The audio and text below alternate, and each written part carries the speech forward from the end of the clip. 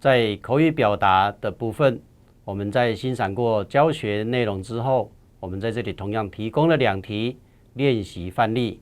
首先第一题，它的题目是说，你没有带到笔到学校，要上课的时候要怎么样跟同学借才有礼貌？冇帶到筆去學校，喺上課嘅下，怎樣嘅同同學家能有禮貌？第二題是，放假的時候你想跟同學出去逛街，要怎樣跟家裡的人講才比較好？它的題目是，平常日唔想愛同同學出去逛街，怎樣嘅同有下人講能夠好？首先我們來看第一題。第一題的解題的關鍵字在於沒有帶到筆，冇帶到筆。第二個是要上課那個時候，要上課。第三是跟同學借。那當然我們知道借東西都要有禮貌，所以在回答的時候呢，你的語氣上面是要有禮貌性的。當然在作答的要領上面，我們可以預設有一位同學，這個同學呢，你可以把他叫做阿明，或者小華，或者任何你熟悉的名字。當然你也可以把你真實朋友的名字也把它講出來，但是通常我們一般在考試的時候都是用小明或者小華。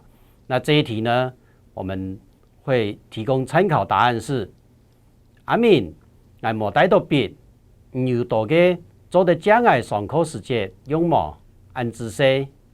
在回答的時候先說明自己是沒有帶到筆，然後呢問同學是否可以借自己筆，然後是什麼時候用呢？上課的時候。當然最後還是要謝謝他按姿勢。所以我們參考答案再講一遍，阿明我冇帶到筆，要多嘅做得將來上課時間用冇按姿勢。第二題是放假的時候，你想跟同學出去逛街，要怎樣跟家裡的人講才比較好？它的關鍵字是出現在平常日，也就是放假的時候。第二個是對象是跟同學同學。第三個是跟家裡的人講同有下人。然後呢，重點在於怎麼講會比較好，比較能夠得到家人的同意。同樣的，在作答的時候，我們一樣可以預設一位同學的名字。那這個名字的預設呢，我們還是一樣利用阿明啊，或者是誰。那回答的時候一樣，因為要跟家裡的人講，所以回答的時候要有家人的人稱，語氣上是徵求家人同意，而非以告知。徵求跟告知的態度是不一樣的。所以在這裡我們提供的一個參考答案，請大家參考。參考答案就變成，阿爸，天公日係平常日，我想同阿明去逛街買東西，我哋會注意安全，唔啲做得冇。這個參考答案裡面呢，有說明了明天是放假，然後呢是跟阿明出去逛街買東西。接着也提醒爸爸說，我們會注意安全，但是還是希望爸爸能夠同意，所以用徵求的語氣來問爸爸說，是否可以讓我們出去？再說一次參考答案，阿爸，聽日係平常日，我想同阿明去逛街買東西，我哋會注意安全，唔啲做得冇。接下來我們提供了2題綜合練習。首先第一題是，你想要養小狗，你會怎樣跟家裡的人來商量？題目上面有講哦，它是要養小狗，所以你回答的時候就不能講其他的動物，你不能改成養小貓或者養鳥或者養兔子。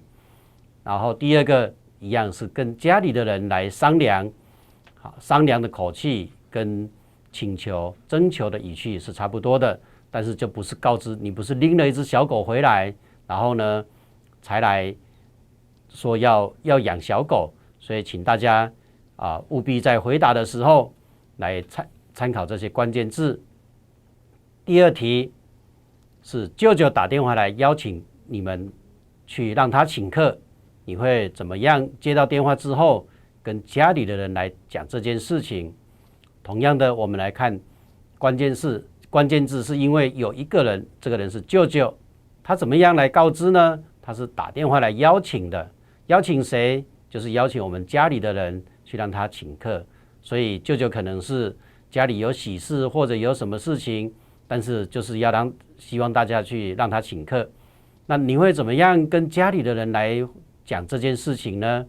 所以你只要参考了这些关键字，我想应该就可以很容易的找出答案来回答。以上这2题，请大家自行练习作答。如果你实在是想不出答案的话，你也可以参考一下我们认证教材里面也有类似的这些句子，可以来让大家练习口语表达。在口语表达考型2的部分，同样的，因为它的作答时间比较久，它通常是要求考生们来回答，依照自己的人生经验或者自己的一些想法来做出回答。在看过教学影片内容之后，我想在这里也提供了一题综合练习，让大家可以来练习我们的口语表达。它的题目是这样子的：有人认为学校化保存客家语言同文化是重要的，但有人認為時間用來學外文較好。請問有乜嘅想法？怎樣嘅同時保存客家語言同文化，又做得學好外文？這個題目的重點在於學客家話用來保存客家語言跟文化，但是呢，一般人卻認為說來學外文會比較好。請問你有什麼想法呢？要怎麼樣才可以同時達成，又要保存客家語言跟文化，又可以把外文來學好？我想在回答的時候，你可以依照你的實際學習的經驗，或者你遇到的一些朋友的想法，或者你自己個人的想法來回答。但是回答的時候請注意，客家語的發音有一些是有特殊的入聲字，加上變音變調，還有呢，客家的語法跟華語會有一些稍微的不同，請大家來注意這些比較關鍵的地方。